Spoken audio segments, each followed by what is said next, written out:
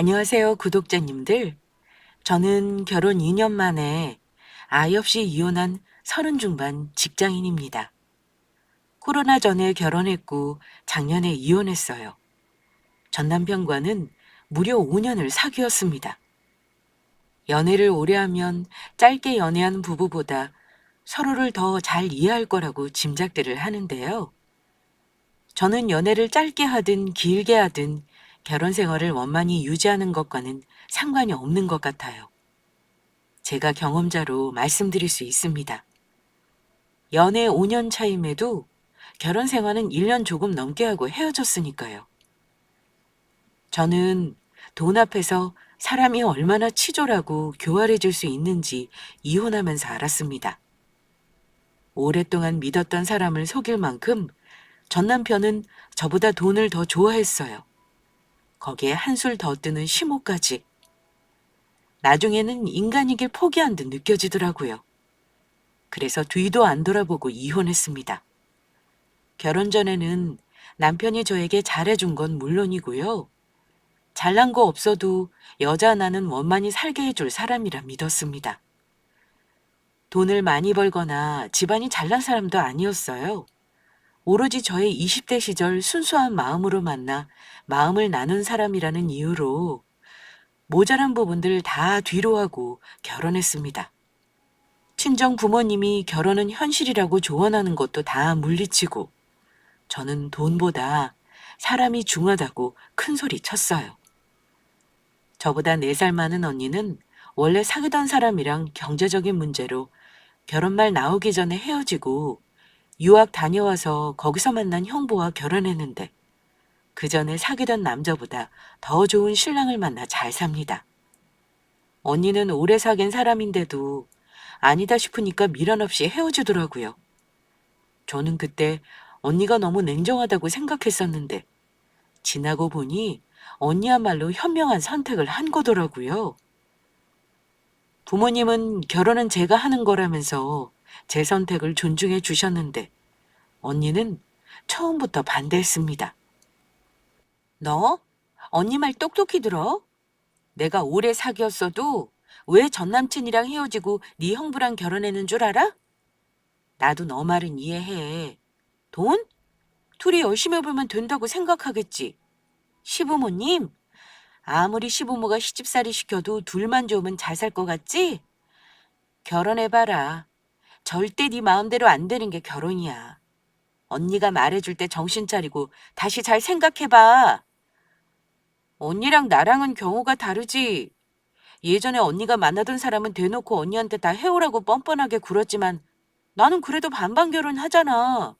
내가 뭐 1, 2년 사귀고 결혼하는 거야? 내 인생 중대사 쉽게 결정하는 거 아니니까 걱정하지 마, 언니. 그럼 1년 정도만 미루고 연애하면서 천천히 생각해봐. 그동안의 결혼 자금도 더 모으면 되잖아. 너 30들도 요즘에는 결혼하기 이른 나이야. 급하게 할 거 하나도 없어. 언니, 1년 미루고 모아봤자 얼마나 모은다 그래. 어차피 결혼 마음먹었으면 빨리 결혼하고 언니처럼 얼른 애도 낳고 사는 게 낫지 않겠어? 그래, 말려도 네가 겪어봐야 알겠지. 대신 너 결혼 전부터 우리 부모님이 부자라는 둥 잘 산다는 둥 절대 그딴 거 함부로 말하지 마라. 안 그런 것 같아도 돈 앞에서 사람들은 다 교활해지는 법이야.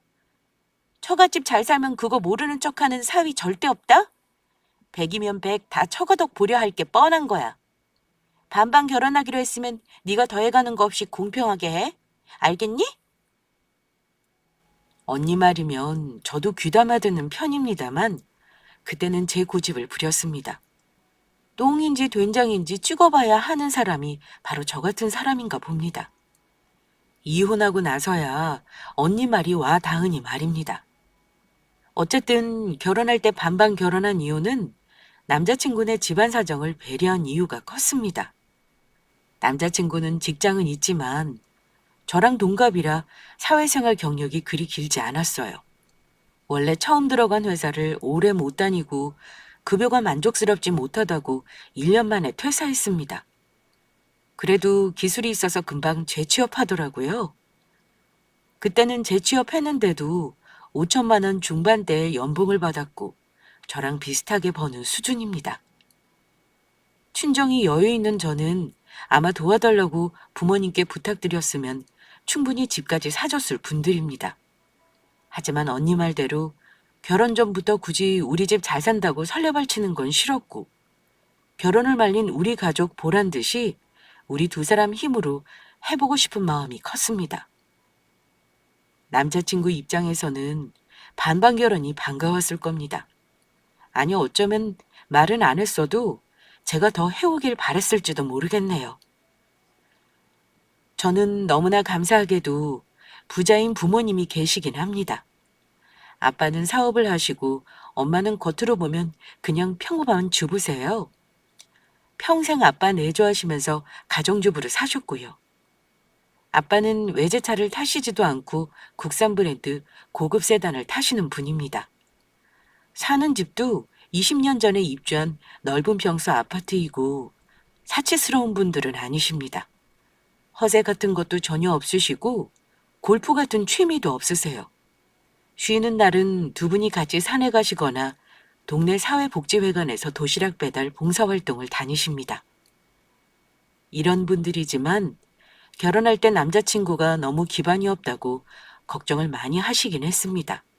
그래도 막상 부모, 언니 다 이겨먹고 결혼한다고 하니 이것저것 도와주려고 하셨습니다. 신혼집 넣을 혼수 보러 갔을 때도 제가 싸고 저렴한 것만 보니까 엄마가 속상해 하시더라고요. 한 번 장만하면 바꾸기도 힘들 텐데 엄마가 모자란 거 보태줄 테니까 사고 싶은 거 사. 그러시면서 백화점에 저를 데리고 가서는 비싼 것들만 보시더라고요. 이것도 저것도 사주마 하시는데, 와, 저는 살림살이며 가전이며 가구며 그렇게 비싼 줄 몰랐습니다. 뭐만 집었다면 몇백은 기본에 제대로 장만하면 정말 몇 천이 들겠더라고요. 그래서 거절했어요. 엄마, 지금 집이 이렇게 비싼 거 사봐야 들어가지도 못해. 집도 좋고 오래 살 집 아니니까 우리 예산에 맞춰서 할게.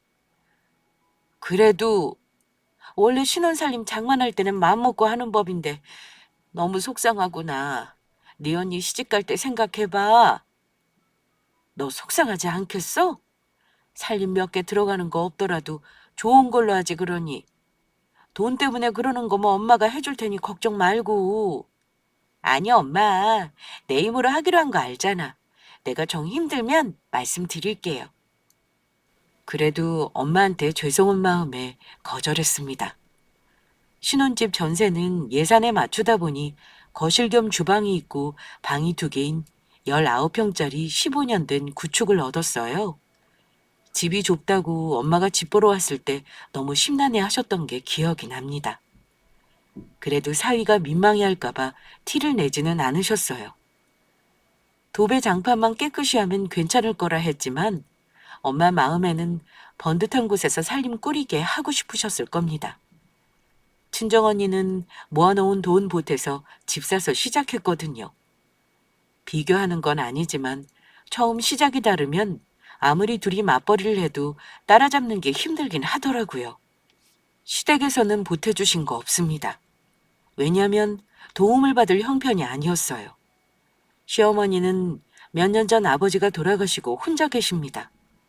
저랑 그 사람 사귀는 중에 갑자기 아버지가 돌아가셨어서 저도 장례식 때 갔었고요. 어머니는 갑작스레 돌아가신 남편 때문에 편하게 사시다가 갑자기 돈 걱정을 하게 되신 거죠. 남편에게는 형이 있는데 형은 훨씬 전에 장가 가서 애도 하나 있고요. 그런 분이 아들 장가 보낸다고 무슨 큰돈을 보태겠나요? 저는 애초에 바라지도 않았습니다. 시어머니가 양심 없는 분은 아니었던 게 그 부분을 되게 미안해하시긴 했어요. 오히려 남편이 더 당당했습니다. 그래도 남편 형은 장남이라 어머니가 살던 집 줄여가면서 도와줬다고 들었어요. 하지만 차남인 남편은 여유가 없으셨을 거라 짐작합니다. 남편도 도움받는 거 기대하지도 않았고 저에게 예전부터 말했으니 알고 있었고요. 그래서인지 결혼 전에는 어머니가 저 만나면 잘해주셨어요. 간혹 친정 도움을 받을 수는 없는지 넌지시 물어보기도 하셨지만 제가 바라지 않는다고 하니 그 후로는 더 이상 묻지 않으셨고요. 그래서 무난하게 상견례까지 하고 결혼날 잡았는데 친정아빠가 그러시더라고요. 결혼식 비용은 아빠가 대줄 테니까 식만큼은 좋은 곳에서 하는 게 좋겠구나. 네 손님보다는 아빠랑 엄마 손님이 훨씬 많을 거 아니냐. 니들 예산에 맞춰서는 것도 이해는 한다만 어쨌든 아빠가 그동안 뿌린 게 있지 않겠니? 그러니까 결혼식 비용은 걱정하지 말고 아빠가 하자는 대로 해. 아빠, 근데 시댁은 어머니 혼자시고 친척들도 많이 없대요. 하객들은 거의 신랑 회사 쪽 사람들인걸요? 비싼 곳에서 하면 결혼 비용 보태시는 게 부담되지 않을까요? 반반 결혼이라고 우리 전부 다 반반씩 보태기로 했거든요. 말이 반반 결혼이지 어디 그게 쉬운 일이겠니? 네가 시어머니께 잘 말씀드려봐. 결혼 비용은 아빠가 전부 지원해 주마. 아마 싫다고는 안 하실 거다. 아빠 입장 생각하면 저도 이해가 가는 일이라 시어머니께 말씀드렸는데 다행히 자존심 상해하시지 않고 엄청 좋아하시더라고요. 뭐? 호텔에서 결혼식을 한다고? 돈이 한두 푼이 아닐 텐데. 아빠가 큰 마음 잡수셨구나. 근데 너희 부모님 손님이 그리 많니? 나야 나쁠 거 없지만 네 친정 부모님께 너무 큰 신세를 지는 것 같아서 마음이 불편하네. 그러실 거 없어요. 아빠가 그동안 진짜 남의 경조사에 돈 많이 뿌리셨기도 하고 또 아빠 사업상 아시는 분들이 워낙 많으셔서요. 사실 저희 언니는 해외에서 결혼하는 바람에 제대로 손님 맞이한 적이 없었거든요. 제 결혼이 마지막이라고 부모님이 제대로 손님 치르고 싶다고 하셔서 그렇게 하시라 했어요. 그러니? 친정아버지가 사업하신다고 듣긴 했는데 무슨 사업을 하시기에 그렇게 손님을 치르신다니? 어쨌든 우리 아들 덕에 생각지도 않게 호텔에서 결혼하는 호강을 누리게 생겼구나. 친정 부모님 덕에 결혼식 하나만큼은 호화스럽게 했던 것 같네요. 그런데도 축의금 들어온 게 남으셨다는 거 보니 그만큼 아빠 손님이 많긴 했나 봅니다. 솔직히 결혼식 하면서 시가 식구들은 우리 부모님을 다시 본 듯 했어요. 손님으로 오신 분들 중에 유명한 분도 있었고 회사 대표님들에게 화환도 엄청 많이 왔었거든요. 상대적으로 초라한 신랑 쪽과 비교돼서 미안할 정도였습니다. 남편은 우리 부모님께 인사 왔을 때만 해도 그냥 중산층의 평범한 처갓집인 줄만 알았다고 해요. 결혼하고 나서 친정에 갔을 때였는데 남편이 아빠에게 묻더라고요. 연애할 때는 우리 아빠가 작은 사업체인 줄 알았다가 대체 무슨 사업을 하는 분인지가 궁금했나 봅니다. 장인어른, 장인어른 하시는 사업이 정확히 무슨 일인가요? 제가 장인어른 하시는 일에 너무 관심이 없었던 것 같아서요. 작게 사업하신다길래 그런 줄 알았는데 저번에 보니 지인분들이 다들 대단하시던데요. 대단치는 않은 일이야. 그래도 내가 평생 해오던 일이라 이 분야는 우리 회사가 거의 답이라고 할 수 있지. 우리 제품은 저렴한 중국산 제품에 절대 따라올 수 없는 기술이 있거든. 근데 자네가 내 사업을 뭐하러 궁금해하나? 아, 장인어른, 솔직히 남자들은 전부 사업에 꿈이 있는 거 아니겠습니까? 제가 아직 회사를 다니긴 하지만 사실 저도 나중에는 제 사무실 차리고 싶은 게 꿈입니다. 월급쟁이로 살다가는 평생 남 좋은 일만 해주는 것 같아서요. 글쎄, 기술이 있다면야 모르지만 요즘 세상에 제일 쉬운 일은 회사에서 마음 편히 월급 받는 일이겠지. 자네는 아직 나이도 어리니 쉽게 생각하지 말고 경험을 더 쌓게. 사실 아빠 사업체가 작은 회사는 아닙니다. 자동화 설비 제조업을 하시면서 국내 크고 작은 회사에 납품을 많이 하세요. 직원도 40명이 넘는 걸로 알아요. 제가 자세히 얘기하지 않았으니 남편은 전혀 몰랐을 겁니다. 결혼하고 나서 아빠가 평택에 있는 본사에 한번 우리 부부를 부르신 적이 있었는데 그때 남편이 아빠 회사 규모 보고 많이 놀라더라고요. 여보, 장인어른 장난 아닌데? 당신 왜 나한테 전부 얘기 안 했어? 나는 당신이 그냥 평범한 집 딸인 줄 알았지 이렇게 부잣집 딸인 줄 몰랐어. 당신 언니 유학 가서 공부했다는 말 듣고 집이 여유는 있겠거니 했지만 이 정도일 줄은 몰랐네. 나 어디 가서 장인어른이 회사 대표라고 어깨에 힘 좀 줘도 되는 거야? 아우, 너스레 좀 떨지 마. 나는 뭐 어릴 때부터 잘 살았는 줄 알아? 우리도 힘들 때 있었고 아빠 사업 그냥 성공하신 거 절대 아니야. 나랑 언니한테도 뭐든 하고 싶은 거 다 하게 해주지는 않으셨어. 어떤 분인지 자기가 우리 아빠 봤으니 더 잘 알잖아. 우리 아빠 어디 가서 있는 채 하고 돈 자랑하는 거 제일 싫어하셔. 어디 가서 절대 우리 아빠 얘기하고 다니지 마. 자기야, 나는 근데 도무지 이해가 안 간다. 아니, 딸 결혼하면서 호텔에서 하자고 그 비싼 비용 다 대주신 분이 대체 우리 집은 하나 안 사주신 거야? 이 정도 재력이면 우리 차도 외제차로 한 대 뽑아주시고 집도 사주시지. 솔직히 남편이 하는 말 듣고 조금 놀랐어요. 결혼할 때는 우리 집 와서 가족들 다 만나고 나서도 처가에 뭘 바라는 건 없었던 사람이거든요. 반반 결혼하자 할 때도 당당하게 반반 결혼 말할지언정 저더러 뭐 더 해오라는 거 없었고요. 그런 남편이었는데 우리 아빠가 회사 대표라는 것과 자기 예상보다 잘 산다는 걸 알고 나니 아쉬운 티를 내더라고요. 남편이 볼멘 소리를 하길래 제가 한마디 해줬습니다. 결혼할 때 자기가 먼저 반반 결혼하자던 거 잊었어? 그동안 어머니가 키워주신 것만 해도 감사하다고 우리 힘으로 결혼하고 열심히 돈 벌자던 사람이 누군데 처가 덕보려는 말을 하다니 당신한테 실망이다. 아이 참, 당신 왜 급발진이야? 그냥 말이 그렇다는 거야. 처형은 부잣집에 시집가면서 그냥 가지는 않았을 거 아니야. 당신 혹시 말이야. 우리 집이 부자가 아니라서 내가 반반 결혼하자고 할 때 오케이 한 거야? 그렇다면 내가 더 서운한데? 남편은 오히려 제가 우리 집 잘 사는 거 숨기고 반반 결혼한 거 아니냐며 서운하다는 말을 하더라고요.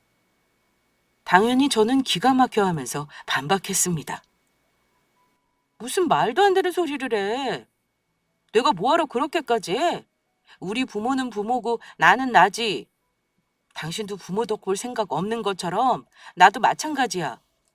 아빠가 회사 사장인 거 알았으면 당신은 반반 결혼이 아니라 혹시 나한테 집이라도 해오라고 할 셈이었던 거니?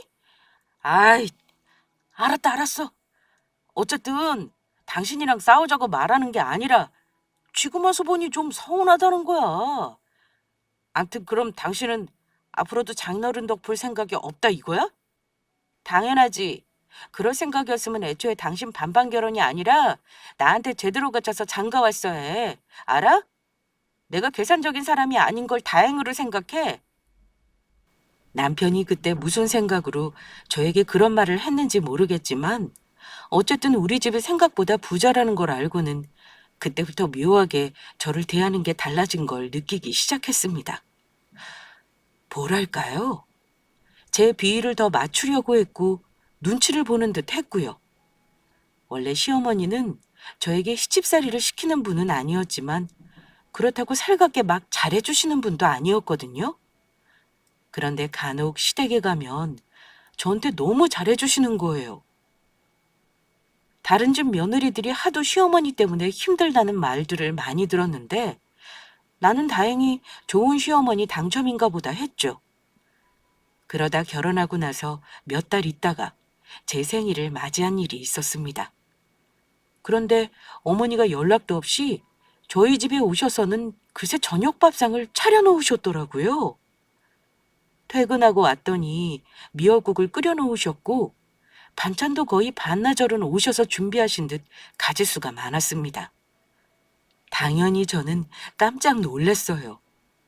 솔직히 말도 없이 신혼집 문 열고 들어와 음식까지 해놓으신 거 보고 당황스럽기도 했습니다. 제가 아침에 출근하면서 집 정리도 못하고 갔는데 왜 그렇잖아요. 시어머니 온다고 하셨으면 청소라도 해놨을 텐데 좀 민망하기도 했고요. 어머니 연락도 없이 어쩐 일이세요? 집에는 어떻게 들어오셨어요? 미리 연락 주셨으면 제가 일찍 퇴근했을 텐데요. 아직 그이는 퇴근 전인가 봐요. 내가 채영이한테 물어보고 들어왔어. 오늘 네 생일이라며. 원래 결혼해서 첫 생일은 시어머니가 챙겨주는 법이야. 재영이가 너 아침에 미역국도 못 먹고 갔다길래 와서 이것저것 해봤어. 어떠니? 씻고 나와서 얼른 앉아라. 재영이 오면 같이 밥 먹자. 네? 결혼 후 첫 시부모 생신은 며느리가 챙기는 거라는 말은 들어봤어도 그 말은 처음이네요. 아무튼 감사합니다, 어머니. 친정엄마도 이렇게까지는 안 해주시는데 감사드려요. 얼마 후 남편도 퇴근했길래 안방에서 어머니 안 들으시게 남편 옆구리 쿡 찌르며 물어봤어요. 자기 어머니한테 내 생일 말하고 집에 와서 음식하라고 한 거 아니지? 아무리 그래도 같이 식사할 거면 나한테 미리 말을 하지. 퇴근해서 문 열고 왔더니만 어머니 계셔가지고 내가 얼마나 놀랐는지 알아? 집도 엉망이었는데 어머니가 싹 다 청소해 놓으셨더라? 나 민망해 죽겠어. 깜짝 이벤트인데 당신한테 말하고 해? 그냥 맘 편히 생각해. 엄마가 당신 첫 생일은 챙겨주고 싶다고 하셔서 말씀드렸더니 오시겠다고 한 거야. 오신 김에 청소도 해주신 건데 뭐가 민망해? 그래도 다음부터 나한테 미리 말해줘. 좁은 집에 어머니가 오셔서 내 살림 보셨다고 생각하니까 너무 창피하기도 하고 당황스러워서 그래. 어쨌든 오셔서 내 생일상 차려주시겠다고 애쓰신 건 감사하다고 말씀드릴게. 당연히 시어머니가 며느리 생일상 챙겨주신 건 감사한 일이죠. 어머니께도 분명 감사 인사 드렸습니다. 그런데 같이 식사하면서 남편이 굳이 자기 어머니 공지사를 하는데 그건 그렇게 듣기가 싫더라고요.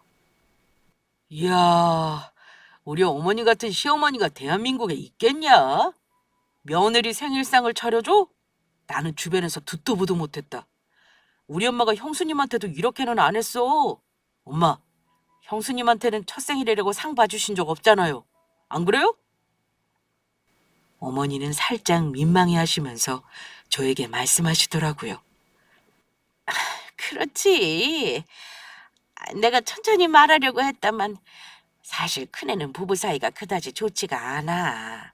알아봤자 좋은 일도 아니겠지만 어쨌든 너도 우리 가족이 됐으니까 차차 알아야 할 일이지. 어쨌든 내가 큰 며느리도 있지만 너한테 잘해주는 건 그만큼 네가 우리 채영이한테 잘해서 그런 거 아니겠니? 듣자니까 네 친정이 뭐 대단한 집안이라며. 그런 집안에서 어찌 우리 아들을 아무 조건 없이 사위로 받아들이신 것도 감사해서 그런다. 아휴, 어머니도 참 대단한 집안이라뇨. 그렇지 않아요. 제가 어디 대단한 집 딸 행세하던가요? 어쨌든 더 잘난 사위 볼 수 있는 집안 아니냐. 네 형부도 무슨 외국에서 박사인지 뭔지 했다며? 저는 어머니 대답이 솔직하다고 느꼈는데요. 거기까지만 했으면 딱 좋았을 겁니다. 제가 민망해하자 어머니는 딱 한마디를 더 하시더라고요. 뭐 어쨌든 너 같은 마누라 만난 것도 우리 아들 복이지. 안 그러니? 내가 큰 걱정을 덜어서 얼마나 마음이 놓이는지 몰라. 설마 사위랑 딸이 이 좁은 집에 사는데 나 몰라라 하실 분들은 아닐 거 아니니. 네가 항시 친정 부모님들한테 집 좀 넓혀달라고 말을 좀 해라. 나중에 회사에 좋은 자리 하나 내달라 그래도 되겠구나. 우리 아들이 또 마침 전기기술자 아니냐. 이제 보니 너희 부모님이 우리 아들 사위로 들인 이유가 있던 거 아닐까? 어? 그 말 듣고 나니 어머니가 차려주신 생일상이 갑자기 달리 보이더군요. 어머니는 결국 저에게 아들이 처갓집 덕 볼 일을 좀 해보라는 말을 해보고 싶으셨던 겁니다. 어디까지 상상을 하시는지 모르겠지만 저는 그 자리에서 쓴웃음을 지을 수밖에 없었습니다. 그때까지만 해도 남편과 시모가 우리 집 덕을 보려고 한다는 걸 눈치채는 정도였지. 설마 하니 둘이서 작당 모의를 저 몰래 하고 있을 거라고는 전혀 짐작도 못했어요. 명절에 다른 며느리들처럼 가서 일하고 시댁 대소사 챙길 거 챙기고 지내면서 물론 시어머니가 저에게 여러 번 친정에 아쉬운 소리 좀 하라고 말씀하셨습니다. 하지만 저도 어머니 말에 이곤이 나다 보니 그럴 때마다 적당히 대답하고 넘기게 되더라고요. 그런데 어머니 말대로 저는 결혼해서 형님을 몇 번 본 적이 없었습니다. 어머니 말로는 사이가 안 좋다고 하셨지만 아직 어린애도 있는데 사이가 안 좋으면 뭐 얼마나 안 좋을까 했어요. 그런데 진짜로 어버이날이든 어머니 생신이든 형님이 코빼기도 안 비추시긴 하더군요. 아주버님도 자영업을 하시느라 바쁘셔서 좀처럼 시댁에서 만나는 일이 없었습니다. 그런데 어느 날 남편이 심각한 얼굴로 한참 전화통화를 하더니만 난데없이 아주버님이 이혼하게 됐다는 말을 하더라고요. 어쩌냐. 우리 형 이혼한대. 형이 제대로 잘못했는지 형수가 애까지 놔두고 친정으로 가버렸다는 게 큰일 났다 진짜. 저도 너무 놀라서 이유를 물어봤습니다. 아무리 사이가 안 좋아도 애도 있는데 이렇게 갑자기? 대체 무슨 일이래? 우리 어머니 지금 울고불고 난리 나셨어. 사실은 형이 장사가 힘들다고 어머니한테 죽는 소리를 좀 했나 봐. 형 집도 보증금 다 빼서 월세 사는데 계속 형수랑 돈 때문에 싸웠겠지. 근데 마지막이라고 돈 좀 해달래서 엄마가 집 담보로 대출을 좀 받아주셨거든? 근데 형이 매달 내다가 2달 전부터 이자를 안 준대. 가게 매출이 안 나온다고 말이야. 어쩌지. 아무래도 금매로 집을 처분해야겠다고 하시네. 부동산에 내놨더니 다행히 보러 오는 사람은 있나 봐. 뭐? 집을 처분하면 어머니는 어디 계실 건데? 집 한 돈 남는 걸로 전세는 얻을 수 있대? 그런데 남편이 기막힌 소리를 하는 겁니다. 실은 그게 문제야. 어머니가 집 팔아도 빚 갚고 나면 1억도 안 남나 봐. 그 돈으로는 형이 당장 지낼 곳이 없으니까 집 얻어준다고 하시더라. 그럼 어머니는 어쩌실 건데? 어머니는 아주버님이랑 같이 지내시는 거지? 저는 그때도 설마 했습니다. 설마 19평 되는 우리 집에 어머니를 지내게 할 생각은 아니겠지 하고 남편을 믿었어요. 하지만 남편은 제 눈치를 보더니만 이러더군요. 여보, 당분간은 우리 어머니 우리랑 같이 지내야 할 것 같다. 어쩔 수 없잖아. 형수랑 이혼하는 거 막으려면 일단 이거 수습은 해주고 형 지내는 집 반전세라도 해줘야지. 우리랑 오래 지내는 건 아니고 한 1, 2년 정도? 그 정도면 형도 상황 나아지고 우리도 돈 좀 모을 테고. 어때? 그때까지만 당신이 이해해주면 안 될까? 지금 상황이 그렇잖아. 저는 어머니와 1년이든 한 달이든 같이 사는 건 한 번도 생각해 본 적이 없었기 때문에 너무 당황스러웠습니다. 어쨌든 어머니 집은 팔아야 하는 상황인 거고 아주버님의 처지도 이해는 하지만 그 불똥이 왜 나에게 튀어야 하는지 난감하더라고요. 하지만 남편이 하도 사정을 하길래 일단 1년을 넘기지 않고 어떻게든 어머니 계실 곳을 형제가 마련한다는 조건으로 울며 겨자 먹기로 합가를 허락했습니다.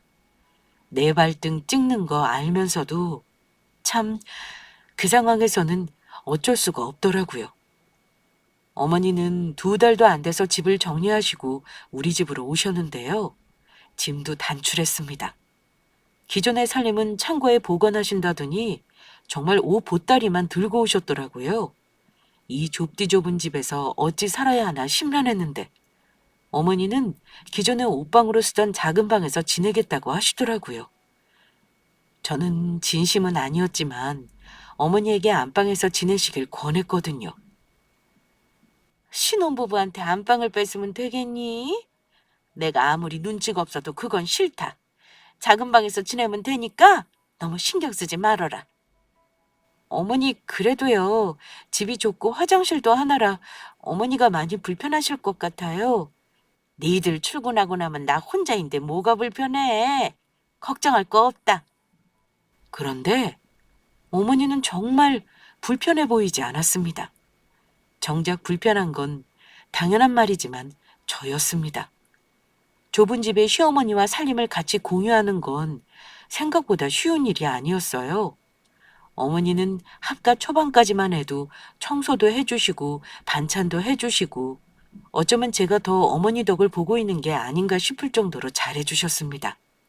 하지만 저는 그 속에서 은근히 힘든 것들이 있었어요. 일단 어머니와 저는 살림 스타일이 너무 달랐어요. 저는 미니멀리스트인데 비해 어머니는 맥시멀리스트였습니다. 냉장고를 꽉꽉 채워놓으시는데 다 먹지도 못하고 버리는 일이 부지기수였고요. 살림 정리하는 것도 제가 편하게 해놓은 것들을 본인 방식대로 다 바꾸시더라고요. 화장실도 하나라서 어쩌다 볼일 보는 시간이 겹치면 너무 불편했고요. 내 집에서 옷도 편하게 못 입는 것만큼 불편한 게 없더라고요. 게다가 따로 살 때는 몰랐는데 어머니의 시답잖은 잔소리도 어마무시했습니다. 그리고 서서히 살림이나 식사 준비도 배워야 한다며 저에게 시키셨고요. 저는 점점 스트레스가 심해졌어요. 툭하면 말끝마다 하시는 말씀이 네 친정에서는 나 여기 와 있는 거 알고 계시지? 뭐라 그러시든 혹시 싫어하시지는 않든? 아유, 딸이 시무랑 사는 걸 좋아하라는 부모가 어디 있겠어. 네가 불편하다고 아쉬운 소리 하면 네 부모님도 아마 가만히 있지는 않으실 것 같다만 혹시 너 집 좁다고 말은 해봤니? 이러시더라고요. 그게 무슨 뜻이겠습니까? 저더러 친정에 아쉬운 소리 좀 하라는 거죠. 솔직히 말하면 저도 그러고 싶습니다. 어머니와 같이 살다 보니 주말에 편히 쉬지도 못하고 친정 가는 거, 친구 만나는 거 전부 쉬운 일이 아니더라고요. 이상하게 시집살이 시킨 것도 아닌데 나만의 자유가 하나도 없고 속이 꽉 막힌 듯 답답했습니다. 이걸 뭐라고 해야 할까요? 이제까지 편안했던 내 집이 내 집이 아닌 것 같고 어머니랑 같이 있으면 숨이 막혔고요. 퇴근하면 집에 들어가는 게 너무 싫어서 일부러 야근을 했어요. 늦은 귀가를 하면 남편은 이미 퇴근해서 자기 엄마가 차려주는 밥 먹고 자기 엄마랑 시시떡거리며 TV를 보고 있습니다. 거실 겸 주방이라 제가 거기를 가로질러서 방으로 가야 하는데 어머니는 제가 들어와도 저녁 먹었냐는 소리도 안 하셨죠. 그러다 보니 저는 퇴근하면 TV와 맥주를 포기하고 안방 침대에 누워 핸드폰을 보다 잠들곤 했습니다. 그러던 어느 날 저녁, 제가 잠자리에 일찍 누웠을 때였습니다. 그날은 유독 피곤해 일찍 자겠다고 들어왔는데 어머니와 남편은 같이 영화 보면서 맥주를 마시겠다 그러더라고요. 얼핏 잠이 들긴 했던 것 같습니다. 그러다 TV 소리와 두렁거리는 소리가 갑자기 크게 느껴지면서 잠이 살짝 깼는데 시어머니의 까랑까랑한 웃음소리가 나더라고요. 저는 다시 잠을 청하려 했지만 웃음소리와 함께 들려오는 남편의 말을 듣고 더 이상 잠을 잘 수가 없었습니다. 엄마, 그렇게 좋으세요? 하긴 생각만 해도 좋죠. 어쨌든 지금은 엄마도 서서히 저 사람 목줄을 조여야 해요. 마냥 잘해주지만 말고 서서히 사람을 갈궈야죠. 본인 입에서 못 살겠다는 말이 나와야 한다니까요. 계획대로만 되면 그 다음은 제가 알아서 할게요. 시집살이도 시켜본 사람이 하는 거지. 내가 어디 그래봤어야지. 암튼 나도 이 좁은 집에서 같이 지내려니 여간 불편한 게 아니야. 그러니 네 마누라는 오죽하겠니? 아마 지금 죽을 지경일 거다. 왜 맨날 일찍 자겠다고 문 닫고 들어가겠냐? 다 내가 싫어서 그러는 거 아니겠냐? 네 말대로 하면 확실히 집 옮길 수 있는 거지? 내가 봐둔 아파트가 있는데 거기로 갔으면 좋겠구나. 어쨌든 조만간 그 사람 입에서 불편해서 집 이사 가자는 말 나올 것 같으니까 엄마랑 저를 밀고 당기기를 잘해야 할 거예요.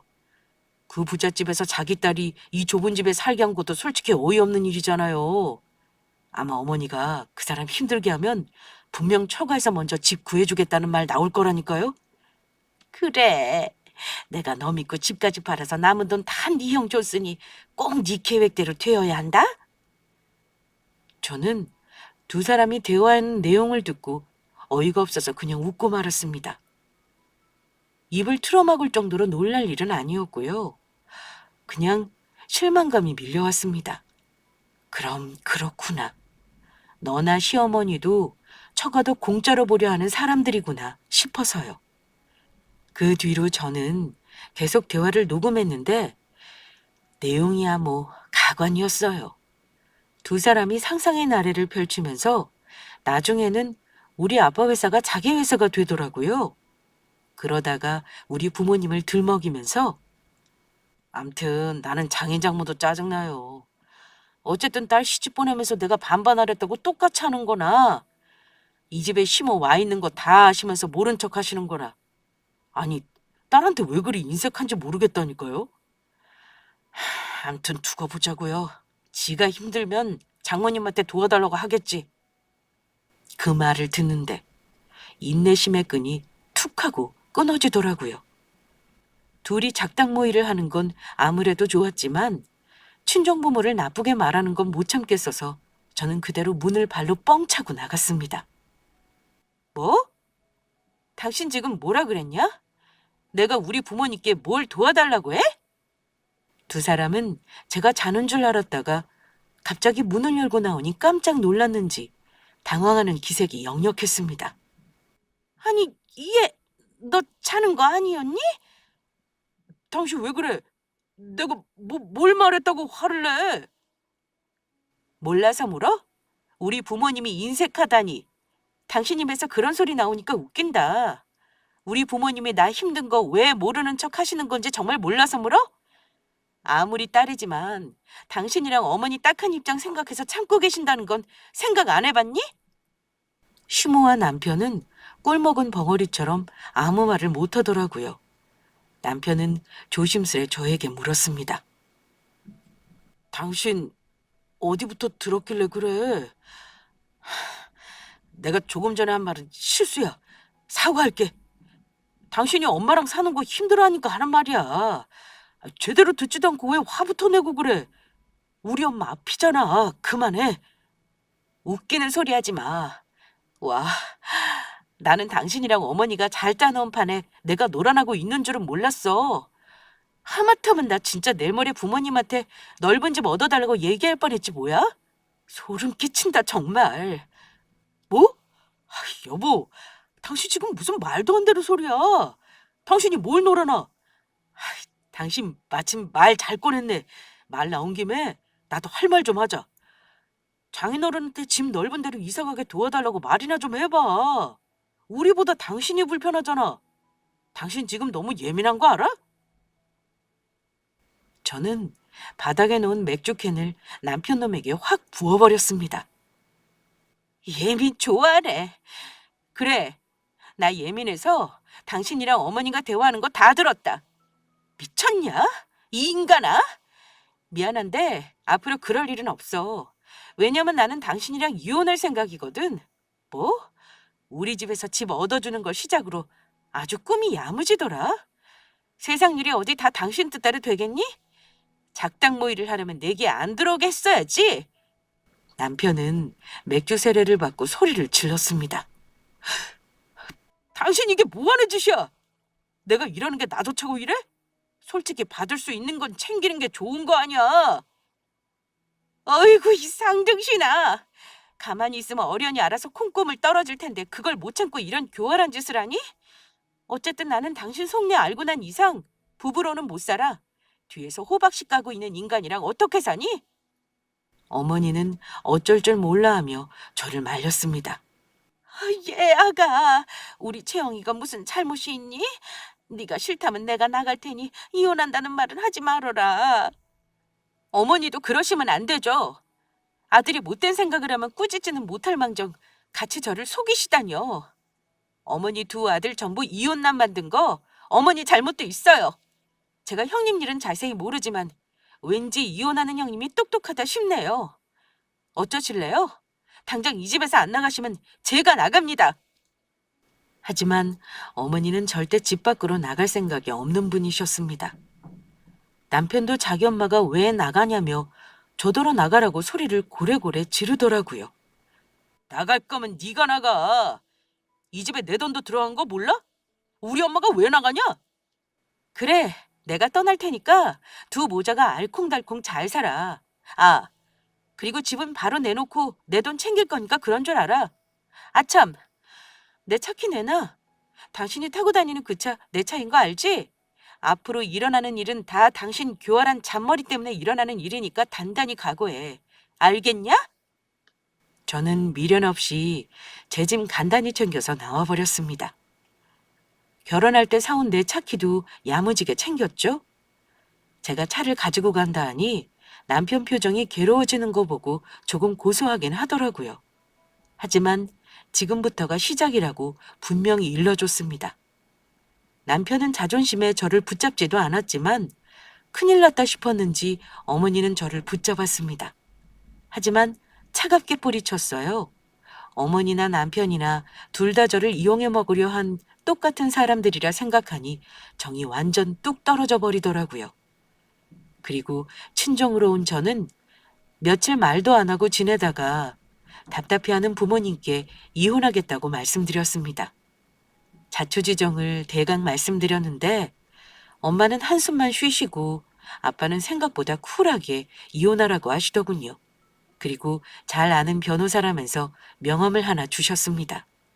도움이 될 거라면서요. 연락해보니 이혼 전문 변호사라고 하더라고요. 자존심 강한 남편 놈은 일주일이나 지나고 나서야 뭔가 잘못 돌아간다 싶었는지 우리 집에 찾아와 울고 불고 부모님께 무릎 꿇고 용서를 빌었습니다. 그러면서도 정말 교활하다 싶은 게 끝까지 제가 오해했다며 눈 하나 깜짝 안 하고 거짓말을 늘어놓았습니다. 장인어른, 장모님, 제가 설마 집사람 처가 돋보려고 어머니까지 끌어들였겠습니까? 이 사람이 잠결에 뭘 잘못 듣고 단단히 오해한 거예요. 이런 일로 이혼이라니 저는 절대 못합니다. 제가 잘못한 게 있어야 이혼을 하죠. 그런데 아빠는 단호하게 한마디 하시더라고요. 우리 딸이 결정한 일이네. 부부 사이 일에 딸이 못 살겠다고 친정에 온 것을 내가 뭐라고 하겠나?